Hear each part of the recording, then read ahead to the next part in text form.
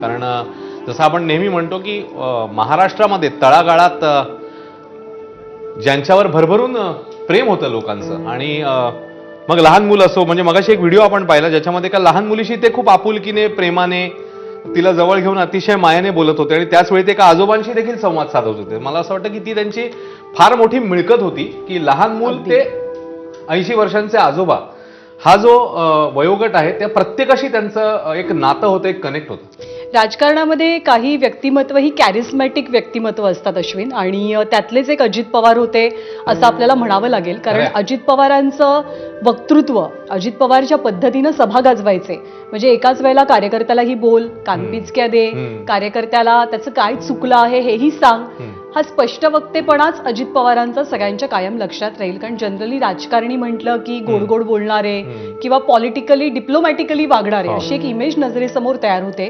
पण अजित पवार या व्याख्येमध्ये कधीच बसले नाहीत. त्यांच्या स्पष्ट वक्तेपणाचा त्यांना अनेकदा फटका सुद्धा सहन करावा लागला आणि लागतही असेल. सचिन अहिर तिथे पोहोचलेत, जुने सहकारी. अत्यंत दुर्दैवी आणि एकदम भावनात्मक होण्यासारखा आजचा दिवस आणि प्रसंग आहे. अनेक जुन्या आठवणी दादांच्या बरोबर.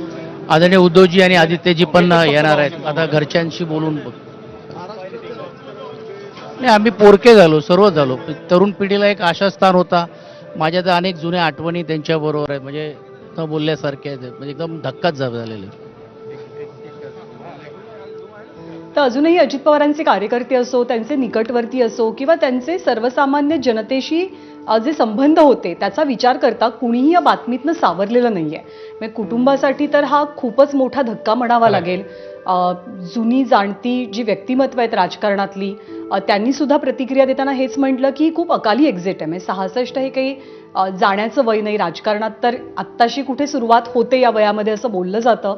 आणि अजित पवारांसारखं व्यक्तिमत्व असं अपघाती निघून जाणं ध्यानीमनी नसताना यातून कोणच सावरलेलं आपल्याला सध्या तरी अश्विन पाहायला मिळत नाहीये. खरं. आणि त्यांच्या कामाचा झपाटा, म्हणजे मगाशी पण अनेक कार्यकर्ते मंडळी तेच सांगत होती की ज्या पद्धतीने ते लोकांमध्ये मिक्स व्हायचे, मिसळायचे. आता पण आपण बघितलेलं होतं महापालिका निवडणुका, त्याच्यानंतर आता जिल्हा परिषद नगरपंचायतच्या निवडणुका. तर कामाचा जो झपाटा किंवा ती जी ऊर्जा होती ना, म्हणजे आता तूही त्यांना अनेकदा भेटलेली असतात, पहाटेपासूनच त्यांचा जो दिवस सुरू व्हायचा 5-6 वाजता, मग मिटिंग्स पासून अगदी त्यांचे दौरे, त्यांच्या सभा, आणि अनेक मंडळींनी त्याचाही उल्लेख केला, अनेक राजकीय नेते मंडळींनी, की वक्तशीरपणा अगदी फार महत्वाचं त्यांचं हा गुण होता, बलस्थान होतं त्यांचं. म्हणजे अजित पवार का लक्षात राहतील, तर ते त्यांच्या स्पष्ट वक्तेपणासाठी लक्षात राहतील, त्यांच्या करारी बाण्यासाठी लक्षात राहतील, त्यांची जी प्रशासनावरची पकड होती त्यासाठी ते लक्षात राहतील, सर्वसमावेशक राजकारणासाठी ते लक्षात राहतील, तू म्हणालास तसा वक्तशीरपणासाठी ते लक्षात राहतील. म्हणजे असा एखादा क्वचितच राजकारणी असतो जो सकाळी 6 वाजता मुलाखतीची वेळ देतो आणि ठरल्या वेळेला तो मुलाखत सुरू सुद्धा करतो. अजित पवार जेव्हा जेव्हा एखादी नवीन बांधलेली इमारत असो, प्रशासकीय इमारत, हॉस्पिटल असो, त्याच्या पाहणीसाठी जायचे, तर तेव्हा तेव्हा ते त्याच्यातल्या चुका सुद्धा शोधायचे आणि व्यवस्थित झापायचे, व्यवस्थित समज द्यायचे की या चुका होता कामा नयेत. कारण आपण जनतेचं उत्तरदायित्व लागतो. पुन्हा एकदा बारामतीची दृश्य रुग्णालयाबाहेरची.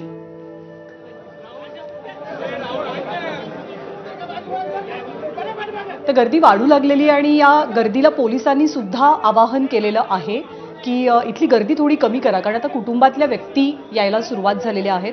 आजपासून संसदेचं अधिवेशन सुरू होणार असल्यामुळे सुनेत्रा पवार, सुप्रिया सुळे हे सगळे दिल्लीत होते. ही सगळी मंडळी आता बारामतीसाठी रवाना झाल्याचं कळतंय. जी माहिती प्राथमिक स्वरूपात आपल्याला मिळाली त्यानुसार सुनेत्रा पवार, सुप्रिया सुळे एकत्रित दिल्लीतनं निघाल्या, ते पुण्यात आलेले आहेत आणि पुण्यावरनं आता ते बारामतीला येणार आहेत. थोड्याच वेळापूर्वी आपण पाहिलं की शरद पवार आणि प्रतिभा पवार दोघं जण सुद्धा बारामतीत पोहोचलेत. कारण आता कुटुंबाला सावरणं म्हणजे एक राजकीय कुटुंब सुद्धा आहे आणि एक पारिवारिक कुटुंब सुद्धा आहे. दोन्ही बाजूंना सांभाळायचंय, त्यासाठी कुणीतरी भक्कमरित्या ढाल बनून उभं राहण्याची सध्याची गरज आहे. खरं. आणि त्यामुळे जसं तू सांगतेस अनेक कुटुंबीय तर पोहोचतातच आहेत, पण हे जे आपल्या समोर दिसते तेही अजित पवारांचं एक प्रकारे कुटुंबच आहे. अख्खा महाराष्ट्रभर पसरलेलं हे कुटुंब आहे आणि जसं आपण म्हणतोय की प्रत्येक मिनिटागणिक गर्दी आपल्याला ज्ञानाला वाढताना दिसते. कारण जशी बातमी लोकांना कळते विश्वास बसत नाहीये, पण त्याच वेळी ही भावना आहे की आपला माणूस कोणीतरी, आपला फॅमिली मॅन, एक कुटुंबातला सदस्य आपला गेलेला आहे. कारण जसं आपण मगाशी म्हणलं, भाषणामधून देखील जेव्हा ते लोकांशी बोलायचे तेव्हा मग कार्यकर्त्यांचे कान टोचत असतानाच मायेने त्याच्याशी जाऊन बोलणं किंवा त्याच्या एखाद्या कामाबद्दलची त्यांची आस्था असेल. मगाशी पण एक व्हिडिओ समोर आलेला होता, ज्या झपाट्याने अजित पवार कार्यकर्त्यांशी संवाद साधत होते, त्यांची निवेदनं घेत होते, प्रत्येकाशी त्यातले बारकावे बोलत असतानाचा तो व्हिडिओ होता. तर मला असं वाटतं की हे जे आहे ना, आणि हे प्रेम कार्यकर्त्यांचं, तेच या उसळलेल्या गर्दीतनं आपल्याला दिसतं. आणि जसं अजून वेळ पुढे जाईल ही गर्दी नक्की वाढत जाणार आहे. त्यांच्या कामाचा आवाका अश्विन अफाट होता. म्हणजे आपण इमॅजिन करू शकत नाही इतके सर्वस्व झोकून देऊन अजित पवार कायम काम करायचे, आणि हे कुणीच नाकारू शकणार नाही. त्यांच्याबद्दल काही जणांचे मतभेद असतील, काही जणांच्या तक्रारी असतील, काही जणांच्या कुरबुरी असतील, पण कामाच्या बाबतीत अजितदादांचा जो हातखंडा होता तर त्याच्याबद्दलचं कुणाचंच दुमत असू शकत नाही. मुख्यमंत्र्यांनी दोनच शब्दात खूप समर्पक वर्णन केलं की दिलदार आणि दमदार. या दोन शब्दात खरं तर सगळं काही सामावलेलं होतं. त्यामुळे आज अजित पवारांचा कट्टर राजकीय विरोधक जरी असेल तरी सुद्धा तो या दुःखातनं सावरू शकत नाहीये, आणि त्याला सुद्धा तितक्याच वेदना होत आहेत जितक्या अजितदादांच्या निस्सीम चाहत्याला होत आहेत. आणि हेच अजितदादांनी मिळवलेलं होतं. म्हणजे अजित पवार असा त्यांचा उल्लेख खूपच कमी वेळेला व्हायचा.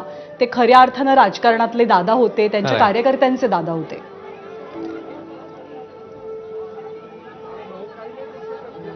तर महाराष्ट्रानं एक प्रकारे पॉवर हाऊस गमावलेला आहे. कारण पवार आणि पॉवर ही नावं नेहमीच दादांसोबत जोडली जायची.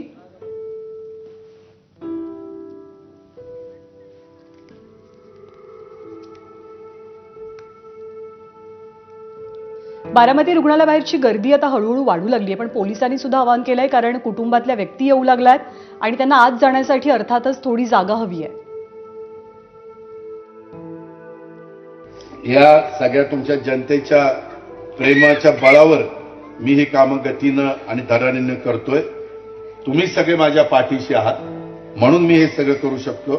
त्या तुमचं सगळ्यांचा प्रेम, विश्वास हा खरी माझी शक्ती आहे, आणि हीच माझी सगळ्यात मोठी प्रेरणा देखील आहे. हे मी विसरू शकत नाही, आणि त्याच्यामुळे मी धावपळ करत असतो. कधी कधी ह्या इलेक्शनला तर मला इतकी धावपळ करावी लागलेली आहे की मी सकाळी इथनं जायचो, सांगलीची सभा करायचो, सांगलीतनं जायचो, तिथून लातूरची सभा करायचो, लातूरमधनं जायचो, तिथनं परभणीची सभा, परभणीतून अमरावतीची सभा, आणि तिथून पुन्हा नागपूरला येऊन मुक्कामाला पुण्याला यायचो. शेवटी एक करावं लागतं. तर 24 तारखेची एक सभा होती, 24 जानेवारीची, आणि त्या सभेमध्ये अजितदादा जे बोलले होते एक प्रकारे त्यांचंही शेवटचं जाहीर भाषण ठरलं दुर्दैवानं. रुपाली पाटील आणि पुण्यातली जी काही कार्यकर्ते नेते मंडळी आहेत ती सुद्धा आता बारामतीमध्ये पोहोचलेली आहेत. आणि आज ज्या नेत्यांनी ट्विट केलेलं आहे प्रत्येक नेत्यानं त्यांची वैशिष्ट्य सांगितलेली आहेत. म्हणजे पक्षा पलीकडे जात दादांनी वैयक्तिक संबंध कसे जपलेले होते, मैत्री राजकारणातली कशी जपलेली होती, ते सुद्धा आपल्याला पाहायला मिळालं. अनेकांना अश्रू अनावर झालेले आहेत. आणि तू जसं म्हणालास की पवार कुटुंबाच्या जेव्हा मुलाखती घेण्याचा प्रसंग आला तेव्हा सगळ्यांनी हे सांगितलं की तुम्हाला टेलिव्हिजन स्क्रीनवर किंवा पत्रकार परिषदेमध्ये राजकारणी म्हणून जे अजितदादा दिसतात तर दादा वैयक्तिक आयुष्यात तसे नाही आहेत. ते खूप संवेदनशील आहेत, ते खूप हळवे आहेत, कुटुंबावरती त्यांचं प्रचंड प्रेम आहे, आणि दादा एक प्रकारे रसिक सुद्धा आहेत. म्हणजे गाण्यांची आवड असो, सिनेमांची आवड असो, तर असा एक जिंदा दिल माणूस म्हणून तुम्ही अजित पवारांकडे पहा असं कुटुंबातल्या व्यक्ती कायमच सांगायच्या. आणि अर्थातच त्याचा अनुभव अनेकांना आलेला सुद्धा असेल. पोलिसांची संख्या इथे सध्या अश्विन वाढवण्यात आलेली आहे, आणि आत्ताची जी ताजी माहिती आहे त्यानुसार सुप्रिया सुळे, सुनेत्रा पवार आणि पार्थ पवार हे बारामतीकडे रवाना झाल्यात.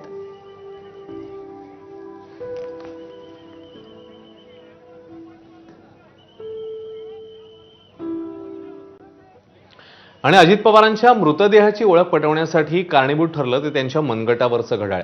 राजकीय क्षेत्राचा विचार केला तर घड्याळ हेच चिन्ह घेऊन राष्ट्रवादीचा पर्यायाने अजित पवारांचा प्रवास, त्यांची राजकीय कारकीर्द ही पुढे जात राहिली. आपल्या सगळ्यांनी ती पाहिली आहे ज्ञानदा.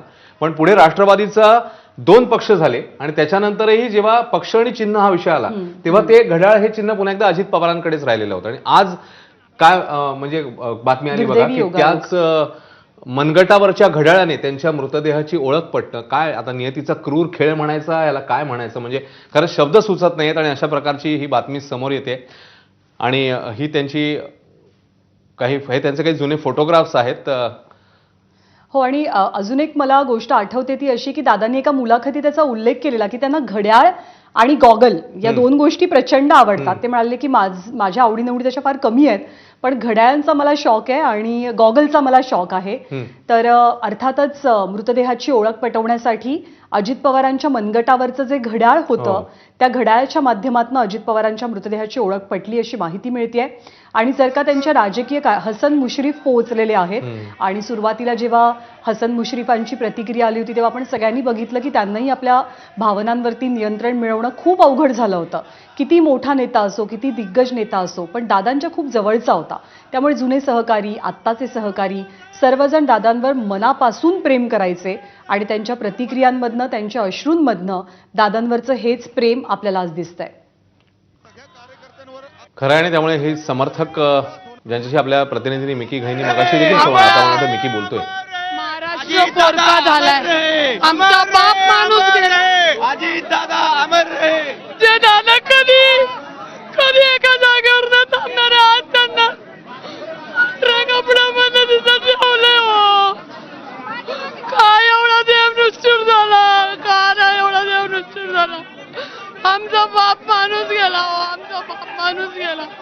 महाराष्ट्र पोरका झाला, महाराष्ट्राचं भवितव्य करणारा नेता नाही राहिला याच्यावर विश्वास बसत नाहीये.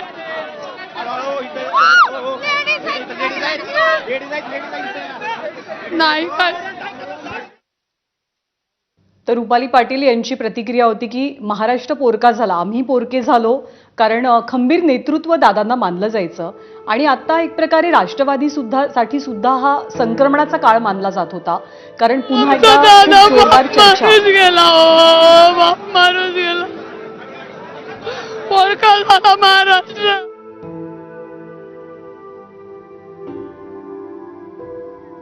आमचा बाप माणूस गेला, महाराष्ट्र पोरका झाला. म्हणजे राष्ट्रवादीसाठी एक प्रकारे हा संक्रमणाचा काळ होता किंवा ठरला असता, कारण दोन्ही राष्ट्रवादींच्या युतीची, त्यांच्या एकत्र येण्याची चर्चा ही प्रामुख्यानं महानगरपालिकेच्या वेळेला चर्चा सुरू झालेली होती, ती वाढलेली होती. आणि आता जिल्हा परिषदेच्या वेळेला तर तो सस्पेन्स कायम होता. आणि अनेक ठिकाणी आपण बघितलं होतं की एकत्र लढतही होते, म्हणजे तशा गोष्टी समोर आलेल्या होत्या की काही ठिकाणी ते एकत्र लढत आहेत, काही ठिकाणी ते घड्याळ चिन्हावर लढत आहेत, तर काही ठिकाणी बरोबर शरद पवार पक्षाच्या चिन्हावरही लढत आहेत. पण ते एकत्र म्हणजे होते, आताही ते एकत्र वाटचाल त्यांची त्या अर्थी निवडणुकीच्या मैदानात का होईना पण ती सुरू झालेली बघायला मिळाली होती आपल्याला. आणि ही खरं तर योग्य वेळ नाही भविष्यात राजकारणात काय होईल, राष्ट्रवादीचं भविष्य कसं असेल याबद्दल बोलण्याची. पण अर्थातच त्याचा विचार केला जाईल आणि ती गोष्ट सुद्धा महत्वाची आहे, कारण महाराष्ट्राचं राजकारण हे एक प्रकारे गेली अनेक वर्ष पवार कुटुंबाभोवती, शरद पवारांभोवती, अजित पवारांच्या भूमिकेभोवती फिरत राहिलेलं आहे. त्यामुळे राजकारणात या घटनेचे, या दुर्दैवी घटनेचे पडसाद कसे उमटतात हेही पाहावं लागेल. खूप कमी वयामध्ये अजित पवारांनी राजकारणाला सुरुवात केलेली होती आणि अजितदादांचे वडील अनंतराव पवार हे लवकर गेले, त्यांचं अकाली निधन झालं होतं. त्यामुळे शरद पवारांनी आपल्या मुलासारखंच अजित पवारांचं संगोपन केलं. म्हणजे कायम अजित पवारही त्याचा उल्लेख करायचे की प्रतिभा काकींच्या छत्रछायेखाली मी वाढलो, शरद पवारांनी वडिलांसारखं आपल्यावरती प्रेम केलं. म्हणजे एक मुलाखत आपण घेतली होती सुनेत्रा पवार, सुप्रिया सुळे दोघींची एकत्र, त्याच्यातही त्यांनी सांगितलं होतं की लग्नाच्या वेळचे प्रसंग अजितदादांच्या, की लग्न कसं ठरलं, मग मुलगी बघायला जाताना वडील या नात्यानं शरद पवार गेलेले होते, लग्न होऊन सुनेत्रा पवार या शरद पवारांच्याच घरी आल्या होत्या. अनेक काळ म्हणजे एकाच घरात एकत्र ही सगळी मंडळी नांदलेली होती. नंतर अर्थातच घर विस्तारतं, फॅमिलीज मोठ्या होतात, मग प्रत्येक जण वेगवेगळी वाट धरतो. पण बारामती म्हणजे अजित पवारांचं बारामतीवरती इतकं तुफान प्रेम की ते भरभरून बोलायचे. प्रत्येक पत्रकाराला, प्रत्येक पाहुण्याला ते आवर्जून सांगायचे की बारामतीत काय केलंय, बारामती आम्ही कशी घडवली आणि बारामती आता पुढे कशी होणार आहे. खरंय. आणि जसं तू आता म्हणालीस, हे कुटुंबाचं एक घट्ट नातं जे आहे, म्हणजे आताही बघ पक्ष जेव्हा वेगवेगळे झालेले होते तेव्हा देखील कौटुंबिक सोहळ्यामध्ये हे दोन्ही परिवार एकत्र यायचे. तिकडे कुठेही ती दरी किंवा ते मतभेद आणले नाहीत त्यांनी. कायम ते म्हणजे आताही जे लग्न सोहळे झाले त्यांच्या घरामध्ये तेव्हा देखील असेल किंवा आणखी काही वेगवेगळे जे ओकेजन्स होती जे त्यावेळी देखील ती मंडळी एकत्र असायची. तर मला वाटतं हा जो त्यांनी कुटुंबाचा धागा जपलेला होता आणि त्याच्यानंतर आता अर्थातच हे जसं आपण म्हणतोय की महाराष्ट्रभर पसरलेलं हे कुटुंब, ज्यांनी देखील म्हणजे प्रचंड मोठ्या प्रमाणात त्यांचा जो लोकसंग्रह आहे, जसं मगाशी आपण म्हटलं की लहान मुलीपासून ते आजोबांपर्यंत सगळ्या वयोगटातल्या लोकांना आपलंसं करून घेणं, त्यांच्या घरातला माणूस वाटणं, मला असं वाटतं हे एक मोठं त्यांचं बलस्थान होतं, एक मिळकत होती त्यांची. आणि त्यांची प्रशासनावरती असलेली पकड, त्यांचा अभ्यास, त्यांची कामाची पद्धत याच्याबद्दल अनेकांना त्यांचं कौतुक वाटायचं, कुतूहल मिश्रित पण ते कौतुक होतं की इतका कसा झपाटा असू शकतो. म्हणजे एकनाथ शिंदेनी सुरुवातीला उल्लेख केला जेव्हा प्रतिक्रिया दिली त्यांनी अजित पवारांच्या निधनानंतर तेव्हाची, की अजित पवार हे पहाटे पहाटेच कामाला सुरुवात करायचे, देवेंद्र फडणवीस दिवसभर काम करतात आणि एकनाथ शिंदे हे लेट नाईट पर्यंत काम करतात. तर आम्ही 3 चाकं आहोत आणि घड्याळचे 24 तास आम्ही महाराष्ट्रासाठी कसं काम करतो. आणि अजित पवारांचं हे सकाळी सकाळी काम करणं अनेक जण त्यांच्यावरती याच्यावरनं टिप्पणी सुद्धा करायचे, पण अजित पवारांनी कधी त्याची फिकीर केली नाही. म्हणजे त्यांच्या कुटुंबियांच्या काही मुलाखती आहेत ज्या पाहिल्या की आपल्या लक्षात येतं की त्यांनी समर्पित करून घेतलं होतं राजकारणासाठी स्वतःला.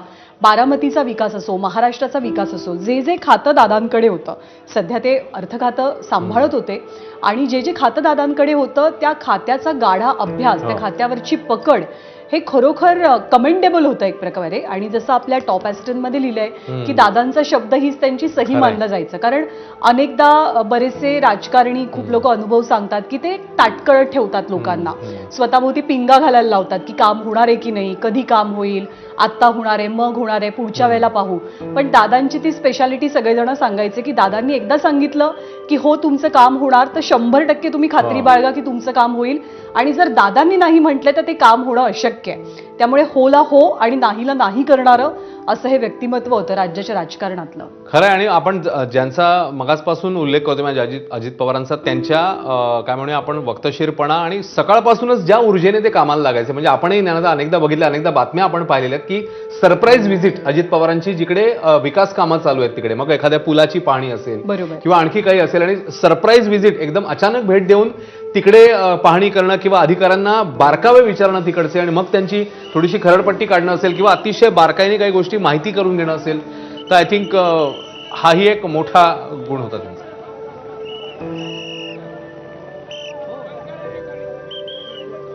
आणि मगाशी शरद पवार, प्रतिभा पवार दोघेही बारामतीत दाखल झालेले आहेत. आणि आपल्याला कल्पना आहे की संसदेच्या अधिवेशनामुळे सुप्रिया सुळे, सुनेत्रा पवार या दोघी जणी दिल्लीमध्ये होत्या, त्या एकत्रित निघालेल्या आहेत. थोड्या वेळापूर्वी ते पुण्यात पोहोचल्यात आणि कुठल्याही क्षणी ते बारामतीत येतील. आता या हेलिकॉप्टरमधनं कोण आलेलं आहे हे आपल्याला पाहावं लागेल. कुटुंबियांसाठी खूपच वेदनादायी क्षण आहे, कारण अजित पवार हे सर्वार्थानं आधारस्तंभ होते. कुटुंबानं राजकारण कायमच वेगळं ठेवलं आणि नात्यांना अधिक प्राधान्य दिलं. पार्थ पवार आपल्याला दिसत आहेत, सुप्रिया सुळे आहेत, आणि आपण कल्पना नाही करू शकत की यांच्यावर किती मोठा दुःखाचा डोंगर आहे आणि कोण कोणाला सावरणार. म्हणजे खूपच भावनाविवश झालेले आहेत सगळेजण. कुणी कुणाला आधार द्यायचा, कुणी कुणाशी काय बोलायचं. भली भली माणसं हमसून हुमसून रडतात. राणा जगजित सिंग आहेत. राणा जगजित सिंग सुनेत्रा पवारांचे भाऊ आहेत आणि अर्थातच बहिणीला आधार देण्यासाठी ते सुद्धा पोहोचलेत. पार्थ पवार असतील, जय पवार मगाशी पोहोचले होते रुग्णालयात, आपण बघितलं.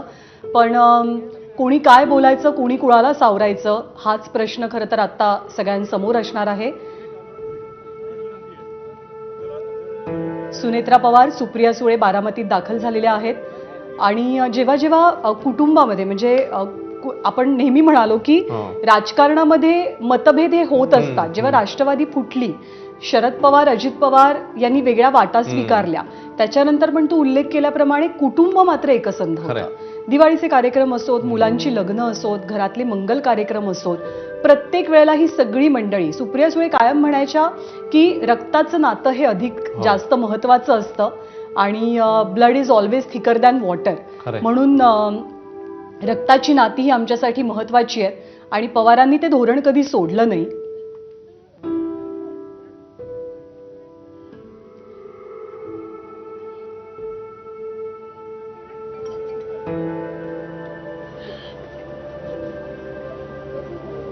पद्मसिंह पाटील आहेत आणि अर्थातच सुनेत्रा पवारांना ते धीर देत आहेत. राणा जगजित सिंग आहेत आणि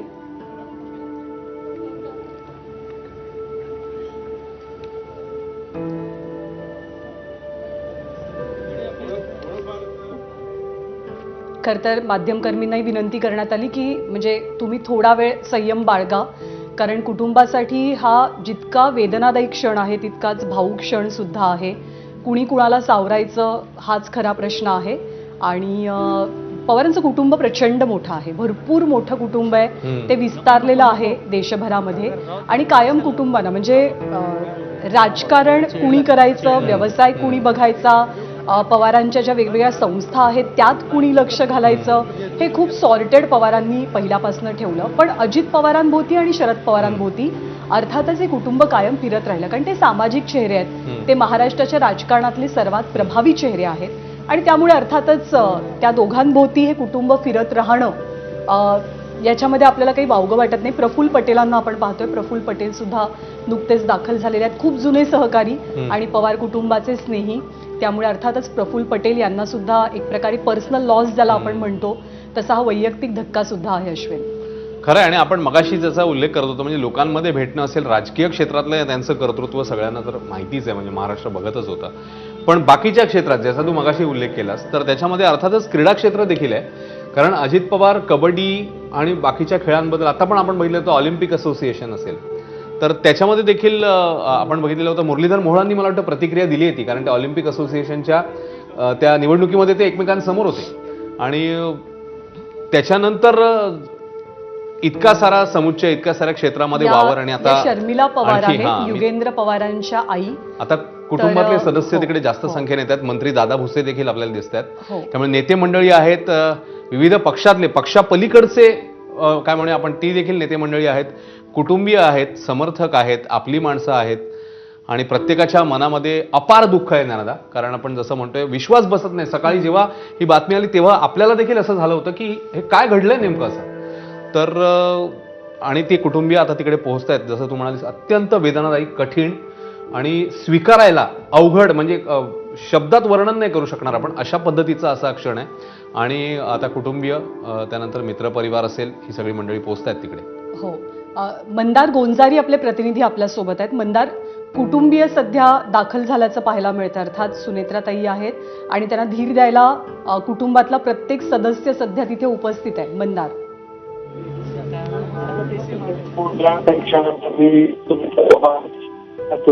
पार्थ पवार आणि त्या ठिकाणी शरद पवारांची.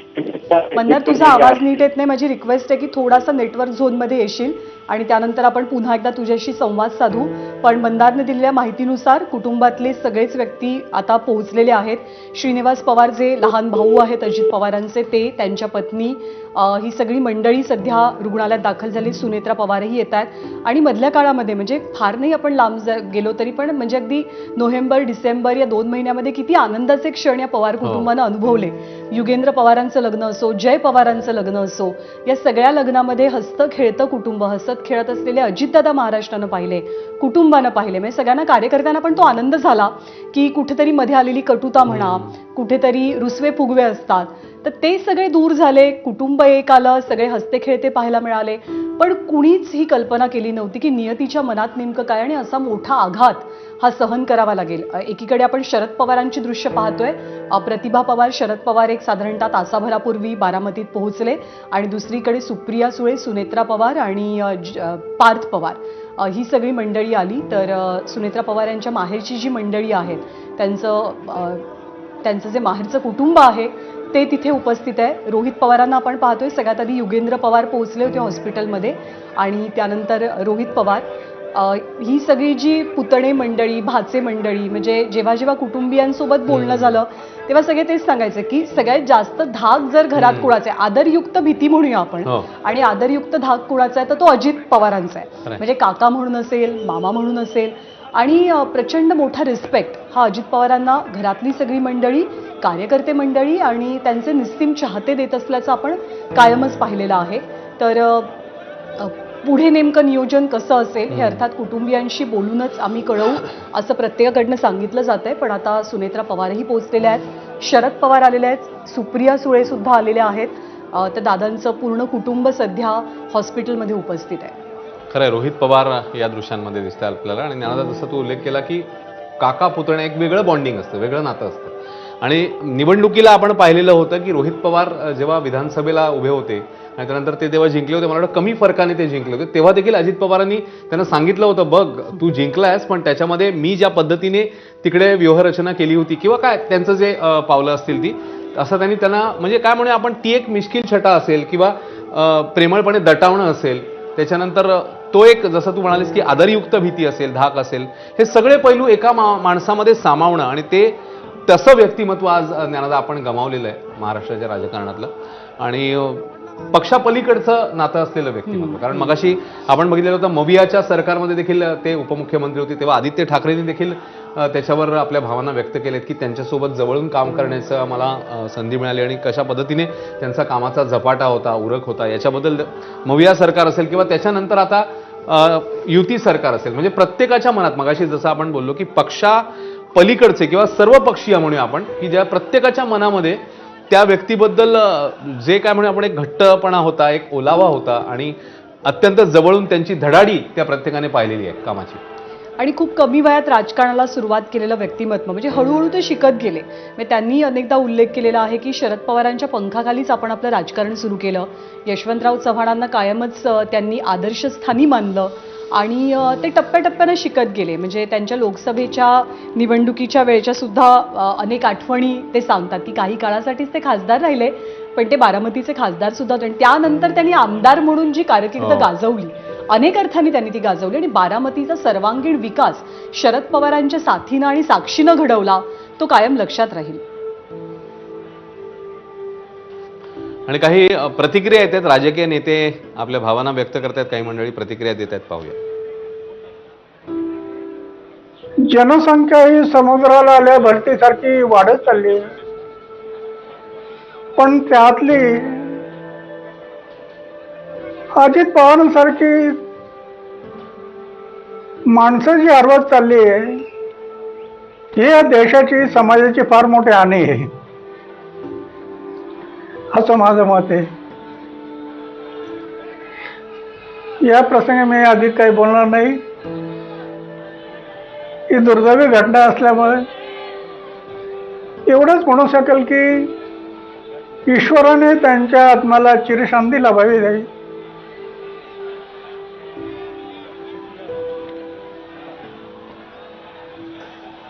धनंजय मुंडे पोहोचलेले आहेत आणि भावना किंवा अश्रू रोखणं त्यांना खूप कठीण झालंय. म्हणजे अजित पवारांसोबत जर हनुमानासारखा एखादा व्यक्ती कोणी राहिला असेल कायम सगळ्यांसोबत, तर ते अर्थात धनंजय मुंडे राहिले.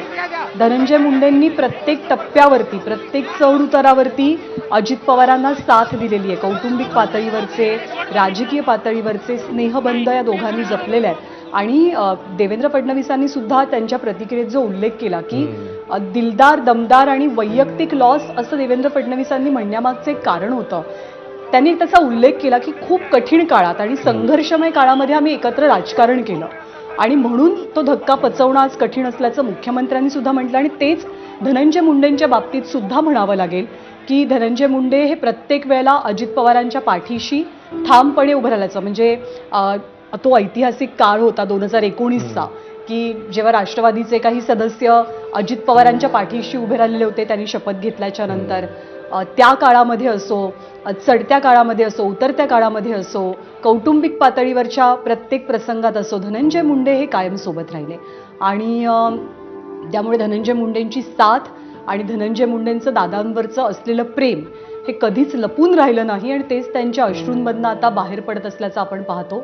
आणि कौटुंबिक पातळीवरचा जसा खूप मोठा धक्का आहे, म्हणजे न भरून येणारी ही हानी आहे पवार कुटुंबासाठी. कारण पुढचं नेतृत्व हे अर्थातच म्हणून अजित पवारांकडे पाहिलं जात होतं. आत्ताच्या महापालिका निवडणुकीच्या वेळेला दोन्ही राष्ट्रवादींना मोठा धक्का बसला, राजकीय गणितांचा विचार करता, आकड्यांचा विचार करता.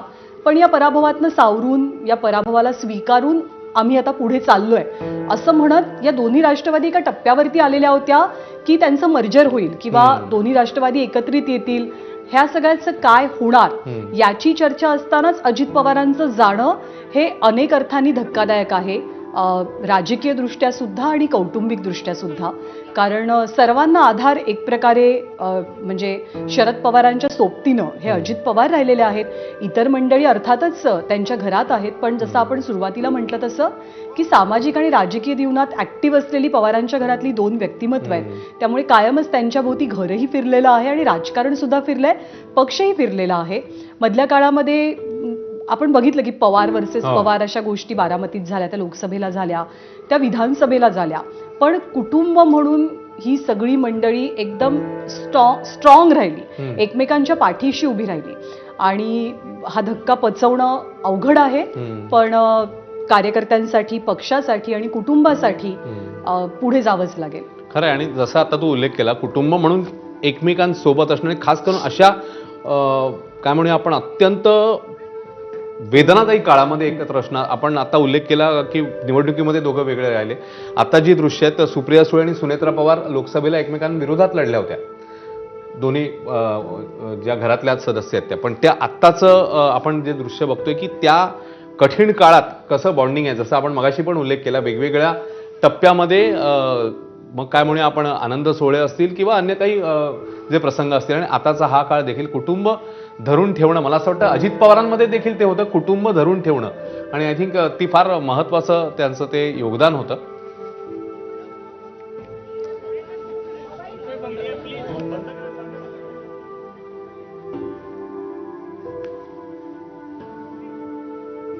नंतर सुद्धा आमच्यात संवाद झाला. आणि बघा, मी त्या काळात सुद्धा अगदी निवडणुकीच्या प्रचाराची शिगेला होतं, त्यावेळेस सुद्धा ज्यावेळेस मला विचारलं जातं की अजितदादांबद्दल तुमचं काय मत, तुम्ही कुठेही रेकॉर्ड करा, मी तेव्हाही म्हटलं की एक या महाराष्ट्रातला असा नेता आहे ज्याची प्रशासनावरती अत्यंत घट्ट पकड आहे.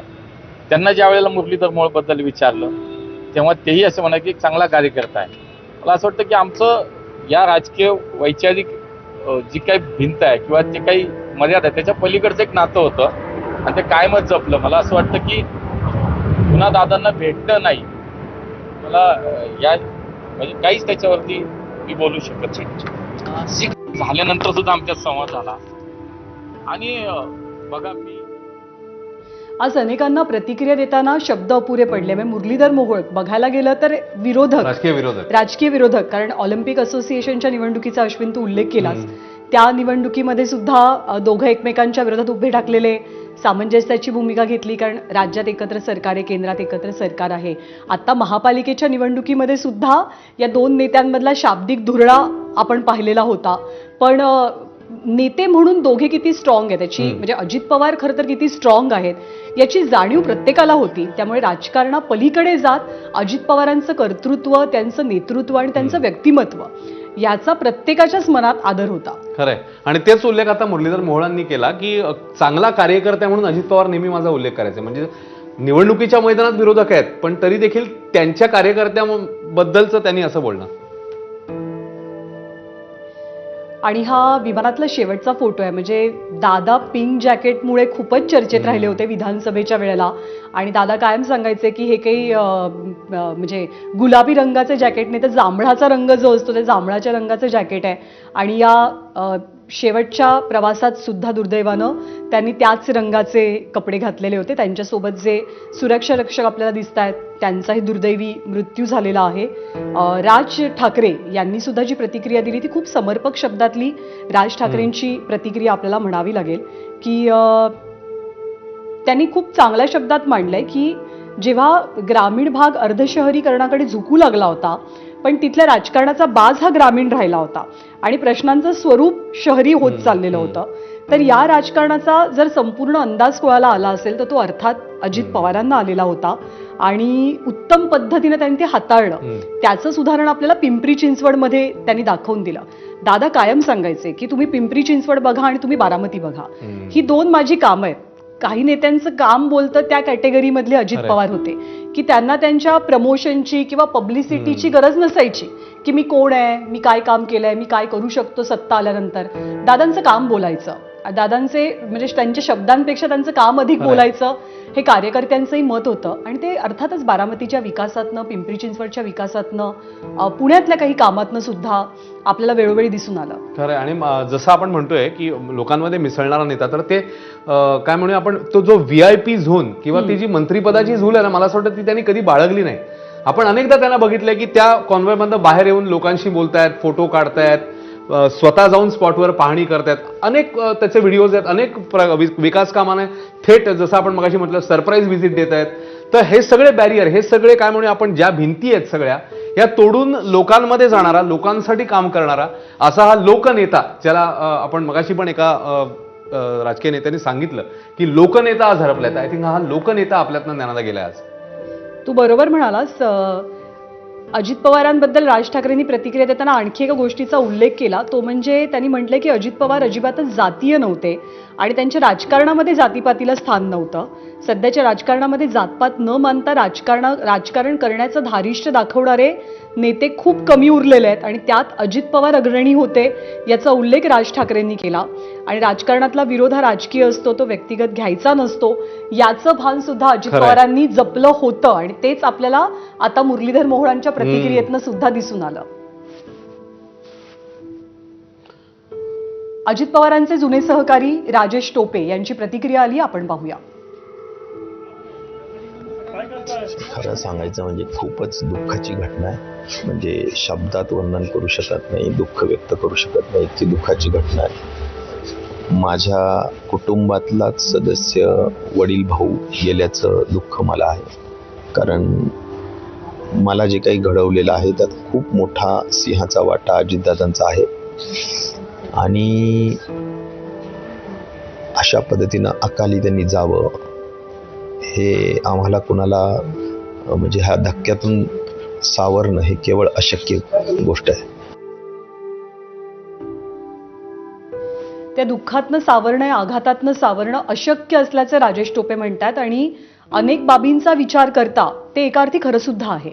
कारण मगाचपासून आपण उल्लेख करतोय तो म्हणजे राष्ट्रवादीचा. राष्ट्रवादी काँग्रेस सध्याच्या टप्प्यावर आहे. माझ्या मते कुटुंबीय आता हॉस्पिटलमध्ये पोहोचतायत. आलेले आहेत, ते पोहोचता आहेत आणि प्रत्येकजण एकमेकाला धीर देतोय, प्रत्येकजण एकमेकाला सावरू पाहतोय. पण कोणाला काही कळलंच नाही की नेमकं झालं काय. कारण असं दौरे करणं, हेलिकॉप्टरमधनं, विमानातनं, चार्टर्ड प्लेनमधनं प्रवास करणं, एकेका दिवशी 5-5, 6-6 सभा घेणं, हा या सगळ्यांच्या डेली रुटीनचा एक भाग आहे. आणि त्यामुळे असं काहीतरी घडेल, काहीतरी विपरीत घडेल, एक वेगळीच बातमी कानावर येईल, याची कुणीही कल्पना केलेली नसणार आहे. आणि जेव्हा ती दृश्य समोर आली तेव्हा प्रत्येकाच्या काळजाचा ठोका चुकला आणि प्रत्येकाच्या मनात एक शंकेची पाल चुकली. सगळेजण हेच प्रार्थना करत होते की जीवितहानी झालेली नसावी आणि सर्व लोक सुखरूप असावेत. पण दुर्दैवानं आजची सकाळ महाराष्ट्राच्या राजकारणासाठी, पवार कुटुंबासाठी एक मोठी वाईट बातमी घेऊन आली. ती बातमी अर्थातच अजित पवारांच्या निधनाची होती.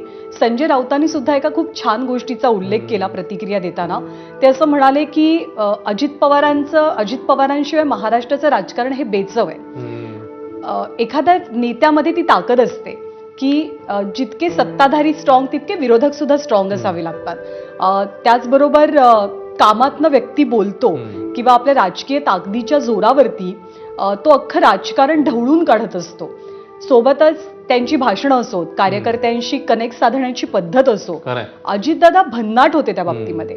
आणि म्हणूनच इंस्टाग्राम ओपन करा, फेसबुक ओपन करा, अजितदादांचे रील हे सगळ्या राजकारण्यांच्या तुलनेत सगळ्यात जास्त व्हायरल असायचे. आज सुद्धा मगाशी आपण अशाच काही अजित पवारांच्या निवडक प्रतिक्रिया बघितल्या की ज्यातून त्यांचा लोकांसोबत असलेला कनेक्ट दिसला, कार्यकर्त्यांसोबतचा कनेक्ट दिसला.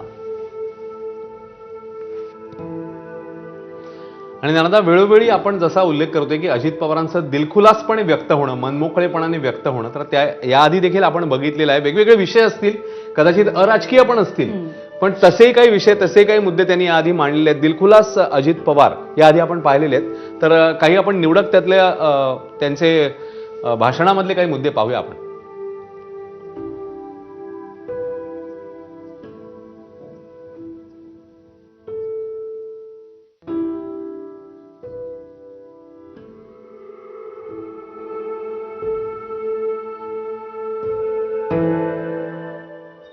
तुम्हाला माहितीये माझ्यावर 70,000 कोटीचा भ्रष्टाचाराचा आरोप झाला ना. ज्यांनी ज्यांनी केलं त्या सगळ्यांच्या बरोबर मी सरकारमध्ये आहे का? आहे ना. नावाबद्दल कोणाचं काही दुमत असायचं कारणच नाही. मला देता येते का नाही बघतो ना बाबा. काय पुन्हा टाळी वाजवायचं, काय खोटं बोलणार ते दिलं नाही. मी फक्त तिथं विचारतो, मागं जसं देता आलं तर इथंही देता येईल असं माझा अंदाज आहे. कारण आयुर्वेदिक कॉलेज हे सार्वजनिक आरोग्य करील का वैद्यकीय शिक्षण करील? मग हसन मुश्रीफ आपल्या साथ होते. म्हणजे त्यांना विनंती करू, आपल्या हातात नाही. पुन्हा ब्रेकिंग न्यूज सुरूच.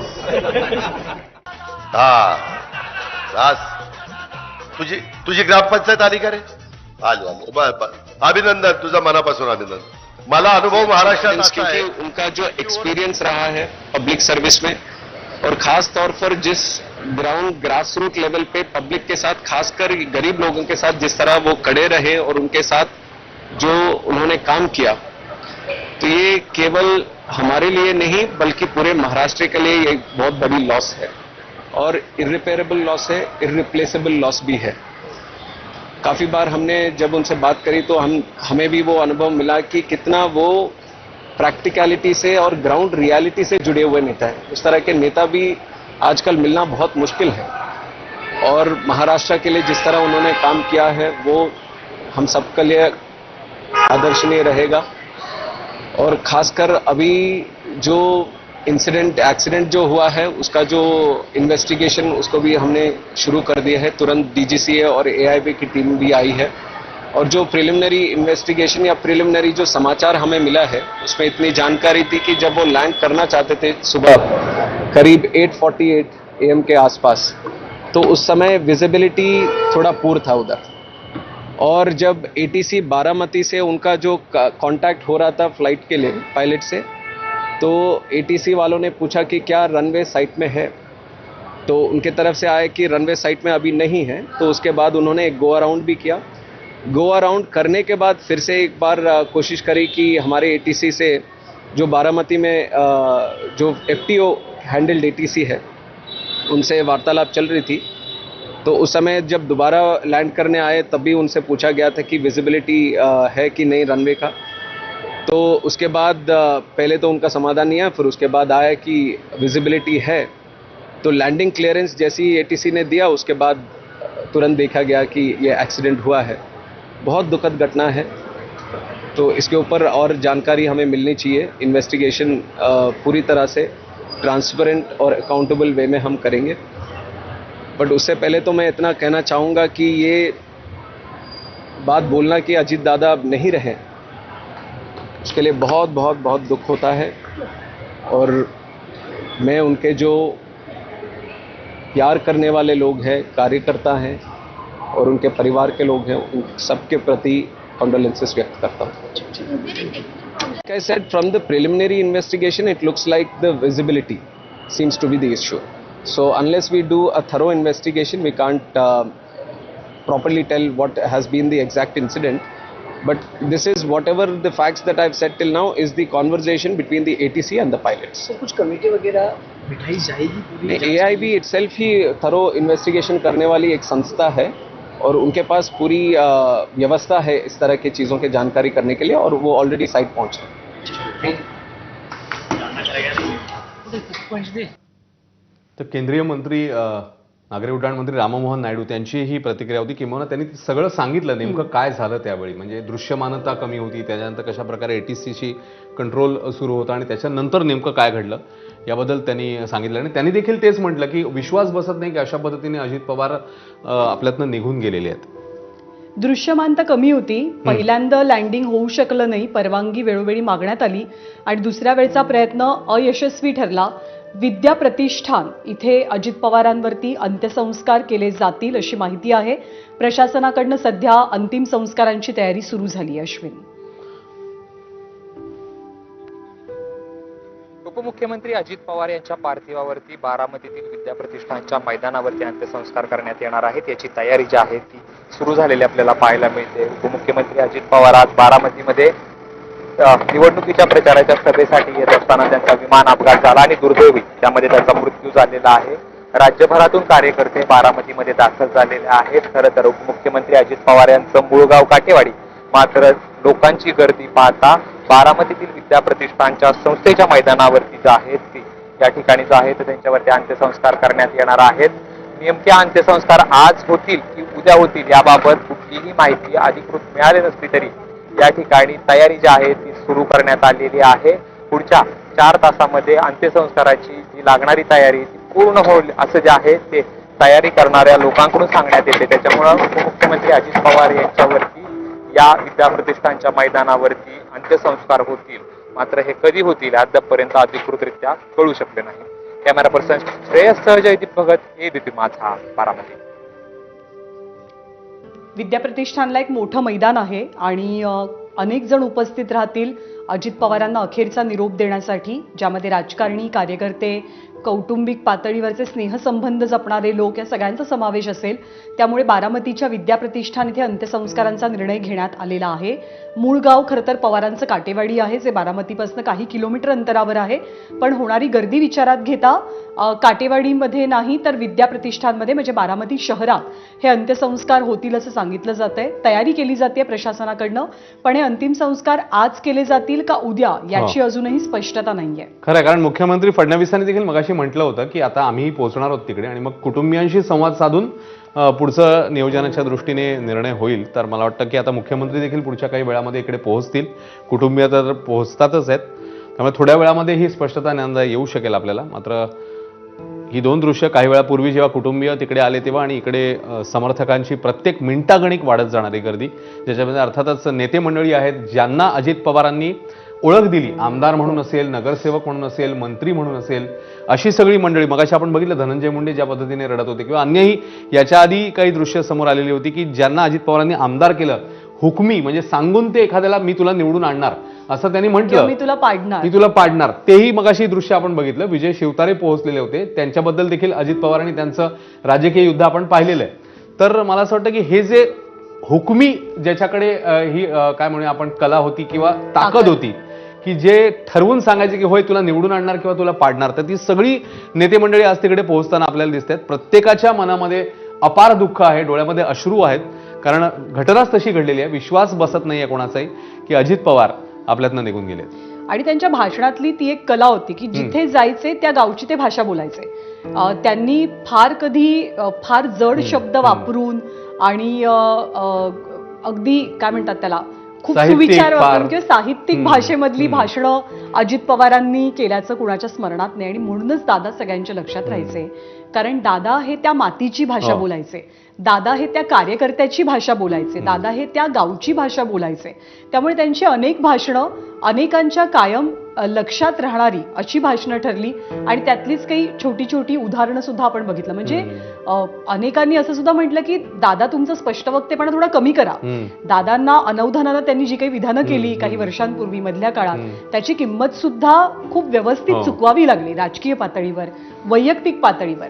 पण तरी सुद्धा त्यांनी तो आपला बाणा कधी सोडला नाही. कार्यकर्त्याला तिथल्या तिथे खडे बोल सुनाव, मंत्र्यालाही तिथल्या तिथे झाप, सगळ्यांना कानपिचक्या दे, तुझं काय चुकलं आहे, तू कुठे अजून सुधारणा करायला हवी आहेस, हे जाहीरपणे सांगायला दादा कधी लाजले नाहीत. त्यांनी मागे पुढे पाहिलं नाही आणि त्यांच्या कार्यकर्त्यांनी, नेत्यांनी त्याचं कधी मनाला वाईट वाटून सुद्धा घेतलं नाही. आणि म्हणूनच दादांसोबतचा जो कनेक्ट होता, दादांसोबत या सगळ्यांचं जे नातं होतं ते अनेक अर्थांनी वेगळं नातं होतं. दादा किती फटकळ वाटले तरी ते सगळ्यांना आपलेसे वाटायचे.